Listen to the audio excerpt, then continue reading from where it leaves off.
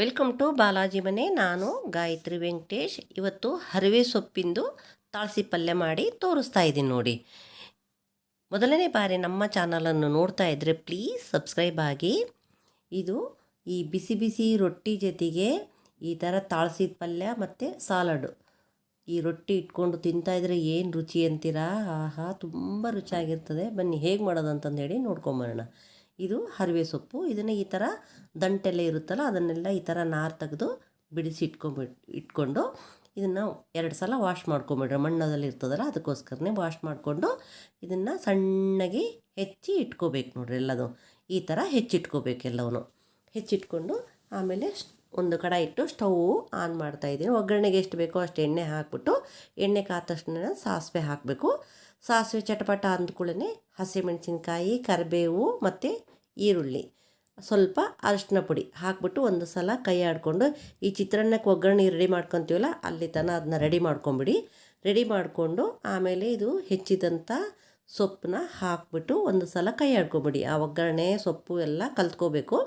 ಆ ಥರ ಕೈ ಆಡಿ ಅದಕ್ಕೆ ಕೈಯಿಂದನೇ ನೀರನ್ನ ಚಿಮುಕ್ಸ್ರಿ. ಅದನ್ನು ಸ್ಪ್ರಿಂಕಲ್ ಮಾಡಬೇಕು. ನೀರನ್ನ ಸ್ಪ್ರಿಂಕಲ್ ಮಾಡಿ ಮೇಲೆ ಒಂದು ತಟ್ಟೆ ಇಟ್ಟು, ತಟ್ಟೆ ಮೇಲೆ ಒಂದು ಸ್ವಲ್ಪ ನೀರು ಹಾಕಿ ಮುಚ್ಚಿಡಬೇಕು. ಆ ಮುಚ್ಚಿಡೋದ್ರಿಂದ ಆ ಸೊಪ್ಪು ಅದೆಲ್ಲ ಹಾಕಿರ್ತೀವಲ್ಲ ಹೊತ್ತಿ ಹೋಗೋದಿಲ್ಲ.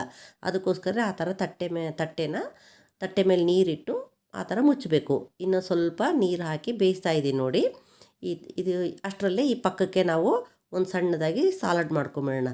ಮುಲ್ಲಂಗಿ ಮತ್ತು ಸೌತೆಕಾಯಿನ ಹೆಚ್ಚಿಬಿಟ್ಟು ಅದಕ್ಕೆ ಸ್ವಲ್ಪ ಉಪ್ಪು, ಖಾರ, ಸ್ವಲ್ಪ ಕೊತ್ತಂಬರಿ ಹಾಕಿ ಕೈ ಆಡಬೇಕು. ನಿಂಬೆಹಣ್ಣು ಹಾಕೋದು ಮರ್ತಿದ್ದೆ. ನಿಂಬೆಹಣ್ಣು ಹಾಕ್ಬಿಟ್ಟು ಕೈ ಆಡಿಕೊಂಡು ಇದನ್ನು ಪಕ್ಕಕ್ಕೆ ಇಟ್ಕೊಂಬಿಡಿ. ಅಷ್ಟರಲ್ಲೇ ಇದು ಸೊಪ್ಪು ಬೆಂದಿದೆನೋ ನೋಡ್ಕೊಂಬರೋಣ. ಈಗ ನೋಡಿರಿ, ಇದು ಬೆಂದಿದೆ ಆಗಲೇ. ಈ ಥರ ಮೆತ್ತಗೆ ಬೇಯಬೇಕದು. ಸೊಪ್ಪು ಅದೆಲ್ಲ ಮೆತ್ತಗೆ ಬೆಂದರೆ ಮಾತ್ರ ಚೆನ್ನಾಗಿರ್ತದೆ. ಇದು ಪಲ್ಯ. ಇದು ನಿಮಗೆ ಡೌಟ್ ಏನಾರ ಬಂತು ಅಂದರೆ ಸ್ವಲ್ಪ ಈ ಸೊಪ್ಪನ್ನ ಈ ಥರ ಹೆಚ್ಚಿಗೆ ನೋಡಿರಿ. ಮೆತ್ತಗಾಗಿತ್ತು ಅಂದರೆ ಹಾಕ್ಕೊಳ್ರಿ. ಆಮೇಲೆ ಅದಕ್ಕೆ ಉಪ್ಪು, ರುಚಿಗೆ ತಕ್ಕಷ್ಟು ಉಪ್ಪು ಮತ್ತು ಸ್ವಲ್ಪ ಸಾಂಬಾರು ಪುಡಿ, ಸ್ವಲ್ಪ ಬೆಲ್ಲ ಎಲ್ಲ ಹಾಕಿ ಒಂದು ಸಲ ಕೈ ಆಡ್ಕೊಳ್ಳಿ. ಕೈ ಆಡಿಕೊಂಡು ಅದೆಲ್ಲ ಹೊಂದ್ಕೋಬೇಕಲ್ಲ, ಅದಕ್ಕೋಸ್ಕರ ಇನ್ನೊಂದು ಸ್ವಲ್ಪ ತಟ್ಟೆನ ಮುಚ್ಚಿಟ್ಟು ಒಂದು ಸ್ವಲ್ಪ ಹೊತ್ತು ಮುಚ್ಚಿಟ್ಟು ತೆಗೆದುಬಿಟ್ರೆ ಈ ಥರ ಎಣ್ಣೆಣ್ಣೆ ಕಾಣಿಸ್ತಾ ಇರ್ತದೆ ನೋಡ್ರಿ. ಆವಾಗಲೇ ಈ ಥರ ಪಲ್ಯ ಈಗ ಅದು ರೆಡಿಯಾಗಿದೆ. ಅದಕ್ಕೆ ನಾವೀಗ ಹಸಿ ಕೊಬ್ಬರಿ ಮತ್ತು ಕೊತ್ತಂಬರಿ ಹಾಕಿ ಚೆನ್ನಾಗಿ ಕೈ ಆಡ್ಕೋಬೇಕದನ್ನ. ಕೈ ಆಡಿಕೊಂಡು ತಿಂತಾಯಿದ್ರೆ ಎಷ್ಟು ಚೆನ್ನಾಗಿರ್ತದೆ ಅಂತೀರಾ. ಈ ವಿಡಿಯೋ ಇಷ್ಟ ಆಗಿದೆ ಅಂದ್ಕೊತೀನಿ. ಇಷ್ಟವಾಗಿದ್ದರೆ ಲೈಕ್ ಮಾಡಿ, ಶೇರ್ ಮಾಡಿ. ಹೆಚ್ಚಿನ ವಿಡಿಯೋಗಳಿಗಾಗಿ ನಮ್ಮ ಚಾನಲನ್ನು ಸಬ್ಸ್ಕ್ರೈಬ್ ಆಗಿ.